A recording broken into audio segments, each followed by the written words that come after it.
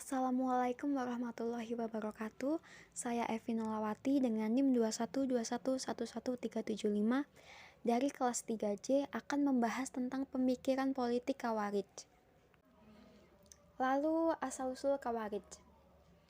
Nah, pasca terbunuhnya Khalifah Utsman dalam sebuah tragedi, para demonstran yang sebelumnya mengepung rumah Utsman selama 4 bulan berhasil menguasai rumahnya hingga terbunuhlah Utsman.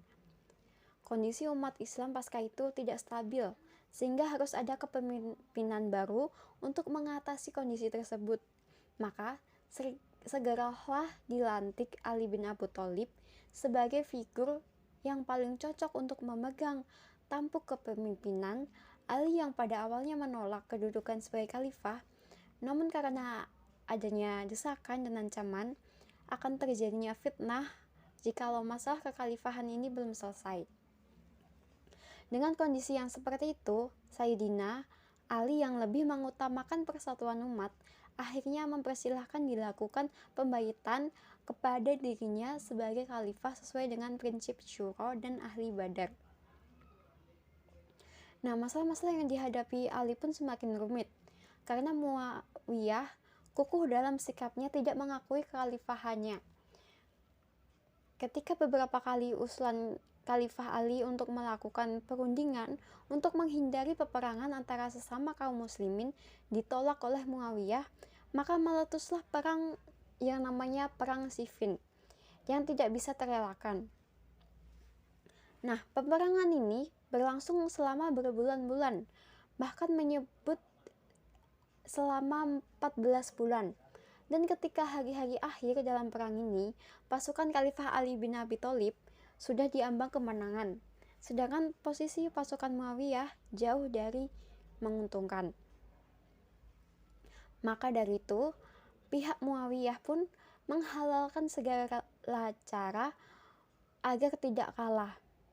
Dan mereka pun mempunyai strategi politik yang licik. Ia mengusulkan untuk melakukan perundingan atau dikenal dengan tahkim atau arbitrasi. Muawiyah lantas mengambil Al-Quran dan memanggil asistennya untuk menyebarkan di antara dua kubu. Nah, kejadian tersebut memiliki efek yang sangat kuat, yaitu efek krusial, sehingga menimbulkan perpecahan dan perselisihan di kalangan kelompok Ali bin Abi Thalib.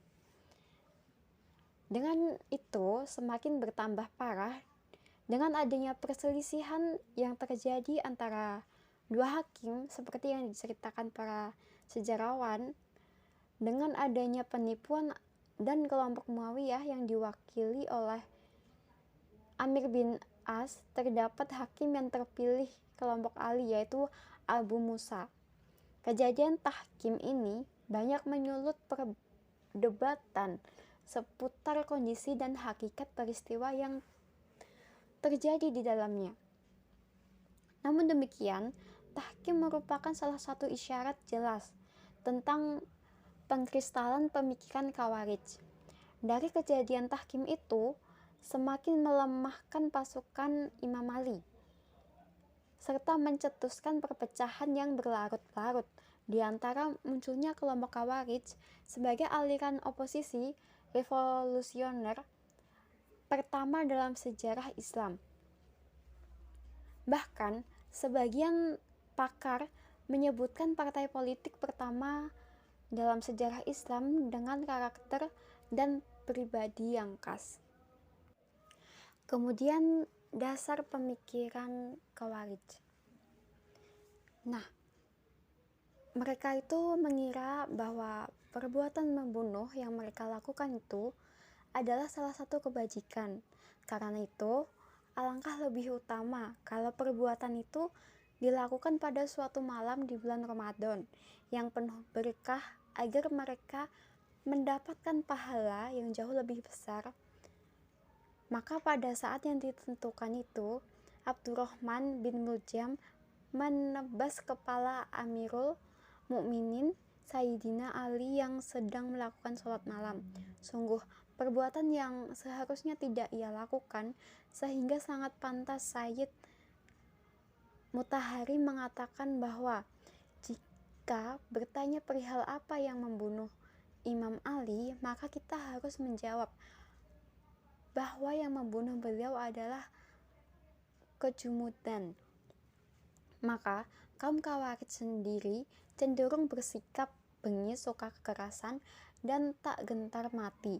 Hal itu dikarenakan pada umumnya mereka itu terdiri dari orang-orang Badui yang hidup di padang pasir yang serba tandus, sehingga mereka bersifat sangat sederhana dalam cara hidup maupun pemikiran. Namun keras hati dan berani serta sangat merdeka sebagai orang Badui, tentunya mereka jauh dari ilmu pengetahuan dan informasi tentang ajaran-ajaran Islam. Karena itu, penafsiran mereka cenderung tidak menggunakan sunnah. Setiap lafal Al-Quran harus dilakukan dengan sepenuhnya. Maka kelompok Khawarij dianggap sangat membahayakan sehingga harus dilakukan yang namanya perlawanan. Dan ketika terlibat pertempuran melawan kelompok Sayyidina Ali dalam perang Nahrawan, beberapa bahaya pun Khawarij ini. Seberapa bahaya?